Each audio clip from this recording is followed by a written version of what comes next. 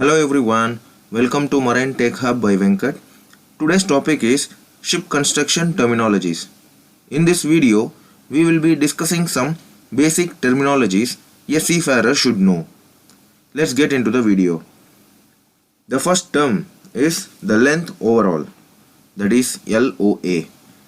It is the distance from the extreme forward part of the ship, that is this one, and the extreme aft end of the ship, that is this one. So the distance between these 2 points is called as the length overall. Next is the length on waterline. It is the maximum length of the ship that is immersed in water. It is measured at the load waterline. So this is our load waterline. So the distance between this point and this point is called as the length on waterline. Next is the forward perpendicular.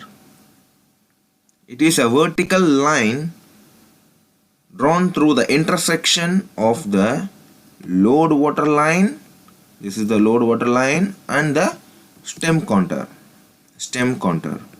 So this intersection point, if you draw a vertical line, then it is called as the forward perpendicular. Same at the aft, the central line of the rudder stroke is called as the aft perpendicular. So mostly here will be the steering gear room and this will be the rudder stroke coming down. So the central line of the rudder stroke is called as the aft perpendicular. So the next term is the length between perpendiculars, LBP.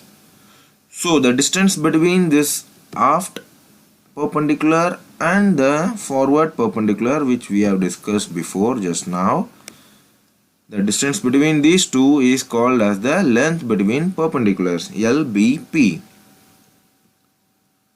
So the next is the midship. Midship is the midway point between the two perpendiculars. So it is exact the midpoint, center point between the two perpendiculars. It is called as the midships. Next term is the shear. Shear is the longitudinal curvature given to decks. It is measured by the difference in height of side at any given point and the height at midship. So this is the midship. So if you follow my cursor here, this is the midship and this is forward part and this is the aft end. So it is a longitudinal curvature. So this is the longitudinal curvature. You can see a curve coming up like this given to the decks. It is a difference in the height. So this is the height at midship. See, there is a elevation here. So this difference in height is called as the shear. So we will denote this as shear forward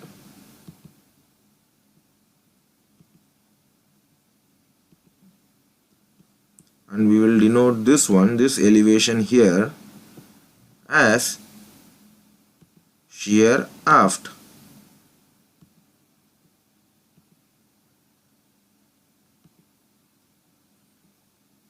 So the amount of shear at the forward side is often twice the shear at the aft side. So SF is twice SA. So this is called as shear forward, and this is shear aft, which is compared with the height at the midship. Next term is the draft. Draft is the distance of the lowest point of the keel you follow my cursor here, so this is the lowest point, this is keel, to that of the load water line. So the distance from the load water line to the keel is called as the draft, and the distance from the main deck to the load water line is called as the freeboard. So these two terms, these are the very basic ones. I hope everyone knows this, but I just wanted to say. Next one is the flare.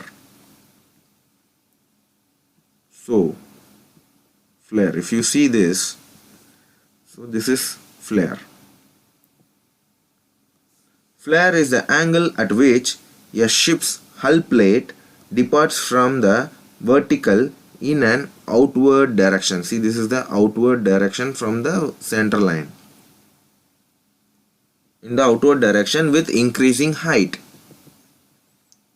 A flared hull typically has a deck area larger than its cross-sectional area at the waterline. See, this is the waterline. If you have a cross-sectional area at the waterline, and if you have a cross-sectional area at the top, this will be always larger than the cross-sectional area at the waterline. So flare is the angle at which a ship's hull departs from the vertical in an outward direction with increasing height. So this is called as flare. I can show you another picture to explain this. See, outward curvature of ship's hull surface above the waterline. See, this is the flare. And the next is the tumble home. So it is just opposite of flare. Tumble home is the fall in of the sides amidships. It flattens out the stability curve and allows the ship to roll more easily. This is more for smaller boats. So for a vessel of large size, it will have a flare here. Next term is the camber. Camber is the curvature given to decks. It is measured by the difference between the heights of the deck at sides, this side and this side, to that of the center. So if you have a flat deck, then it should be like this. Since we have camber, it is like elevated deck. So the difference in height at the sides to that of the center, this difference in height is called as the camber. This design is made to drain off the rainwater on the decks in order to avoid any water stagnation and to drain off the water. Next one is the skeg. A deep vertical fin-like projection on the bottom of a vessel near the stern, installed to support the propeller shaft for single screw ships and to support the vessel in a dry dock. So this part is called as skeg. Usually this part is very hard because it has to support the propeller shaft running here, and during the dry docking the weight is more over this side because of this engine room and the accommodation. So this plating has to withstand the full weight, which is much higher than the weight at these points.